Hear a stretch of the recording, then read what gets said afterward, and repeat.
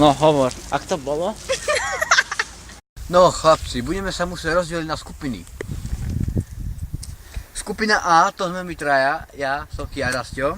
A skupina B, to si ty, Palo, jo? Šmejte, ja som skupina.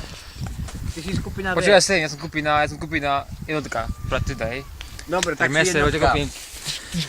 My sme skupina A. My povedeme sa teraz presunieme do bytu a tam budeme piť teplé kakao a pozerať na video na Titanic. Skupina B, Paolo, to seš ty, budeš mať dôležitý úkol. Budeš musieť ísť na skalku a podívať sa, či tam naozaj sú. Ale dávaj pozor, Paolo, je tam transformátor 10 000 V, všade okolo, osnaté drôty, než ťa to kopne. Počúvaj sa, šéfi.